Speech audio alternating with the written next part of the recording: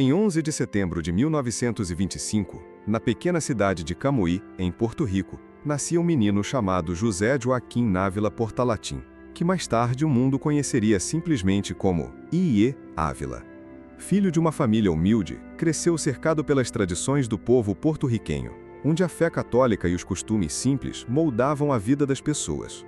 Desde cedo, I.E. demonstrava uma vitalidade incomum, uma energia que parecia transbordar dele. Era um garoto inquieto, sempre pronto para correr, brincar e competir. Na juventude, destacou-se como estudante aplicado, especialmente nas áreas de ciências. Chegou a se formar em biologia e química, tornando-se professor respeitado em sua comunidade. Mas não era apenas na sala de aula que brilhava, conquistando o título de Mister Porto Rico. Naquele tempo, ninguém poderia imaginar que aquele jovem promissor, apaixonado pelos esportes e pelas competições, seria chamado para um caminho totalmente diferente. O palco dos ginásios e as luzes dos concursos de beleza corporal logo dariam lugar a arenas muito maiores, onde multidões se reuniriam não para ver músculos, mas para ouvir uma mensagem que transformaria suas vidas. Por trás da imagem de atleta e professor, já se percebia algo maior em I.E., uma determinação inquebrantável e uma disciplina que, mais tarde, seriam instrumentos fundamentais em sua jornada espiritual. Ele ainda não sabia, mas Deus já estava preparando cada detalhe, moldando o homem que se tornaria um dos evangelistas mais ousados e influentes do século XX. A vida de I.E. Ávila parecia ter encontrado seu rumo. Era um homem jovem, saudável, admirado pelos seus alunos e respeitado como atleta. Sua disciplina o levava a resultados extraordinários, e muitos o viam como exemplo de superação. Mas, como acontece com grandes histórias, uma reviravolta inesperada mudaria o curso de tudo. Ainda nos anos de juventude, quando desfrutava do auge da sua força física, I.E. foi surpreendido por uma enfermidade cruel, artrite reumatoide. O vigor do corpo começou a dar lugar a dores lancinantes, e cada movimento se transformava em sofrimento. Os músculos que haviam lhe rendido troféus já não respondiam da mesma forma.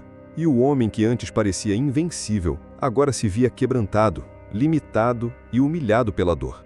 Os médicos não ofereciam esperança. As palavras que ecoavam eram duras. Não havia cura, apenas tratamentos paliativos. A cada dia, as dores aumentavam. A rigidez tomava seus membros, e ele se via diante da possibilidade real de perder completamente a mobilidade. Foi nesse vale escuro que o coração de I.E. começou a buscar algo além da ciência, além da força física que já não possuía. A enfermidade que parecia destruir seus sonhos foi na verdade a porta que o conduziu ao encontro mais decisivo da sua vida, Jesus Cristo. Entre lágrimas e orações simples, I.E. entregou sua vida a Deus. E foi ali, quebrado em seu corpo, que descobriu uma força muito maior, que não vinha dos músculos, mas da fé. Essa experiência de dor se tornaria a fundação de sua ousadia futura. Porque um homem que já havia enfrentado a morte de seus próprios sonhos e recebido uma nova vida de Deus, não tinha mais medo de nada. Transformado pela experiência com Deus em meio à dor, I.E. Ávila não quis mais viver da mesma forma. Ele compreendeu que sua vida não lhe pertencia e que cada batida do seu coração deveria ser dedicada ao Senhor. O atleta, o professor, o campeão de fisiculturismo, todos aqueles títulos que um dia lhe deram reconhecimento, agora eram apenas lembranças de uma vida que havia terminado. Nascia um novo homem, com uma nova missão. Aos poucos, I.E. começou a se envolver nas atividades da igreja, dedicando-se à leitura da Bíblia e ao jejum. Passava horas em oração, não como alguém religioso por obrigação, mas como um filho faminto pela presença do Pai. A cada madrugada de clamor, sentia o fogo do Espírito Santo moldando sua vida. Foi nesse ambiente de consagração que surgiu o chamado, anunciar o Evangelho de Cristo com ousadia. Ele não queria ser apenas um crente de banco, mas alguém que levasse a mensagem de salvação a todos. Os primeiros passos foram tímidos, pregando em pequenas igrejas, reuniões familiares e encontros de bairro. Mas mesmo nesses ambientes simples, a marca de Deus já se manifestava. Pessoas choravam, confessavam seus pecados e começavam a seguir Jesus. A entrega de I.E. não era parcial. Ele não buscava status nem riquezas, abandonou qualquer ambição pessoal e decidiu viver com uma única bandeira levantada, a da cruz. Era o início de uma trajetória que alcançaria multidões, mas que se sustentava em um alicerce invisível, oração, jejum e fé inabalável. Com a chama do chamado queimando em seu coração, I.E. Ávila percebeu que precisava ir além das paredes da igreja local. Sua convicção era clara: o mundo precisava ouvir que Cristo voltaria em breve. A urgência da mensagem o impulsionava a sair às ruas, a pregar em praças, escolas e até em pequenas estações de rádio. O que começou como passos simples, logo se transformaria em um movimento.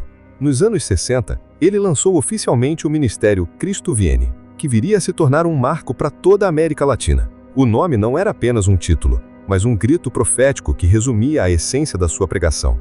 Cristo está voltando, e é preciso estar preparado. Com coragem, IE alugava espaços e organizava cruzadas evangelísticas. Ainda que as multidões não fossem grandes no início, sua voz firme e cheia de autoridade atraía cada vez mais pessoas. Foi também nesse período que começaram a se manifestar de forma evidente os dons espirituais. Testemunhos de curas começaram a circular.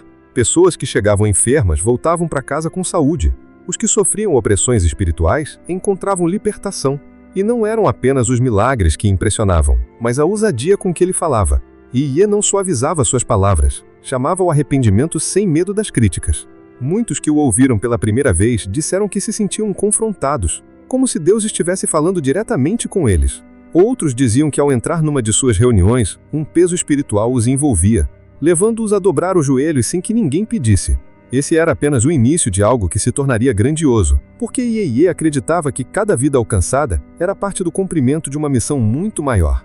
À medida que o ministério crescia, também crescia a dimensão das cruzadas evangelísticas de IE Ávila. Já não eram apenas igrejas locais ou praças pequenas, eram estádios inteiros lotados para ouvir a mensagem do Evangelho. Homens, mulheres, jovens e crianças viajavam quilômetros para participar de suas reuniões, movidos por curiosidade ou pela fé. E ali, diante das multidões, IE pregava com uma ousadia que impressionava. Sua voz grave ecoava pelos alto-falantes, mas era a convicção em suas palavras que realmente penetrava nos corações. Ele não temia autoridades, não se preocupava em agradar, não buscava popularidade. O seu compromisso era um só: proclamar que Jesus Cristo voltaria em breve. Em muitas cruzadas, os relatos de milagres se multiplicavam. Pessoas levantavam-se de cadeiras de rodas, cegos afirmavam voltar a enxergar. Enfermos eram declarados curados após oração, e o mundo ao redor assistia a tudo isso Mas IE Ávila nunca aceitava a glória para si mesmo. Repetia com firmeza: a glória é de Cristo, não minha. Dizem que em uma ocasião, uma forte tempestade ameaçava cancelar uma reunião ao ar livre. Então IE se levantou diante da multidão e orou com autoridade, pedindo que a chuva não caísse até que a pregação fosse concluída. Muitos juram que o céu, carregado de nuvens, segurou a chuva até o último instante da cruzada, e só então desabou. Esse tipo de episódio correu de boca em boca, alimentando a reputação de que Deus estava com ele de maneira especial. Em cada cidade sua presença deixava marcas. Uns saíam salvos, outros curados, outros simplesmente impactados pelo peso espiritual que carregava. O fato é que ninguém saía indiferente. A ousadia de IE Ávila já o tinha transformado em uma das vozes proféticas mais respeitadas do seu tempo. Por trás de cada cruzada, por trás de cada palavra ousada, havia um segredo que sustentava a vida de IE Ávila: a oração. Ele não acreditava em ministério sem consagração, nem em pregação sem lágrimas diante de Deus. A disciplina que um dia moldara seu corpo de atleta, agora moldava sua alma de intercessor. Era comum ouvi-lo dizer que um evangelista sem oração é como um soldado sem armas. E ele mesmo era exemplo disso. Passava horas dobrado diante de Deus, muitas vezes durante a madrugada, chorando, clamando, buscando direção. Quando todos dormiam, IE estava de joelhos, enchendo o céu de súplicas.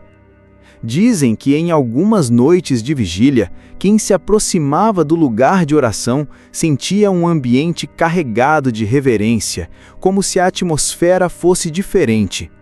Alguns relatavam que em certos momentos seu rosto parecia brilhar, como se uma luz o envolvesse. Outros afirmavam que ao ouvir sua voz em intercessão, os corações eram quebrantados, mesmo que não entendessem as palavras. Oração e jejum eram marcas inseparáveis em sua caminhada. Ele não apenas pregava sobre santidade, mas a vivia. Essa vida escondida em Deus era o que dava autoridade às suas palavras em público. Para IE, a vitória não começava nos palcos, nem diante das câmeras. Começava em secreto, quando ninguém estava olhando, apenas ele e o Senhor. E foi essa entrega radical que deu ao seu ministério um peso espiritual incomum. Porque mais do que um pregador, Iê Ávila era um homem que havia aprendido a viver diante do trono de Deus. A vida de oração de Iê Ávila não apenas moldava sua pregação, mas também abria espaço para que os dons espirituais se manifestassem de forma poderosa. Em suas cruzadas, não era raro ver curas, libertações e milagres acontecendo diante de milhares de pessoas. Muitos relatam que, ao impor as mãos sobre os enfermos, dores desapareciam instantaneamente, tumores sumiam e até diagnósticos irreversíveis eram revertidos. Médicos presentes em algumas reuniões confirmaram transformações que a ciência não conseguia explicar. Mas Iê nunca se vangloriava. Sempre dizia: "Eu não curo, quem cura é Cristo." Além das curas, havia momentos em que ele falava diretamente à vida das pessoas, revelando situações escondidas, como se conhecesse seus pensamentos. Eram palavras de conhecimento e de discernimento que tocavam profundamente os corações. Muitos quebrantados se rendiam a Jesus não apenas pelo milagre físico, mas por terem a certeza de que Deus os conhecia intimamente. Dizem que em certa cruzada, uma multidão se agitou quando Iê declarou em alta voz que Deus estava libertando alguém de um espírito de morte. Horas depois, uma família testemunhou que exatamente naquele momento seu parente havia sido liberto de uma tentativa de suicídio em casa, a quilômetros dali. Esses testemunhos, alguns documentados, outros transmitidos de boca em boca, criaram uma aura de reverência ao redor de seu ministério. Não era teatro, nem espetáculo humano. Era a manifestação de um Deus vivo que se movia através de um homem disposto a ser apenas instrumento. E a cada novo sinal, a convicção de Iê se tornava mais forte. O mundo precisava ouvir que Jesus salva, cura, liberta e que, acima de tudo, está voltando em breve. Com o crescimento das cruzadas e a multiplicação dos testemunhos, o ministério de Iê Ávila começou a ultrapassar as fronteiras de Porto Rico.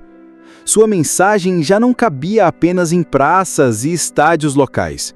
Era tempo de alcançar nações. Foi nesse contexto que nasceu uma das maiores ferramentas do evangelismo moderno: a televisão. Iê, que jamais buscava fama, aceitou o desafio de levar sua pregação para as câmeras, entendendo que milhares poderiam ser alcançados dentro de suas casas. Assim, programas do ministério Cristo Viene começaram a ser transmitidos em diferentes países da América Latina, nos Estados Unidos e até em partes da Europa e da África. A mesma ousadia que demonstrava nos púlpitos se refletia nas telas. Ele falava de arrependimento, santidade e da iminente volta de Cristo com a mesma firmeza, sem suavizar a mensagem para agradar audiências. Não importava se a televisão buscava entretenimento. O programa de Iê era um clamor urgente: Cristo vem! Cristo vem! Milhares de cartas e testemunhos chegavam às sedes do ministério. Pessoas afirmavam ter sido curadas ao acompanhar as transmissões, outras relatavam libertação espiritual e muitas famílias inteiras se convertiam diante da TV. Dizem que alguns canais relutaram a exibir seus programas devido ao conteúdo direto e confrontador. Mas, paradoxalmente, quanto mais oposição enfrentava, maior era o alcance. E assim, a mensagem atravessava fronteiras, línguas e culturas, sempre sustentada pela mesma convicção: anunciar Jesus com ousadia, custasse o que custasse. Com um ministério já estabelecido em vários países, Iê compreendeu que não podia carregar sozinho a responsabilidade de evangelizar as nações.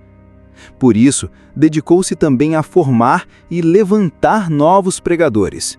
Seu desejo era multiplicar a chama para que o fogo do Evangelho não se apagasse quando sua voz já não ecoasse. Muitos jovens evangelistas passaram por sua orientação.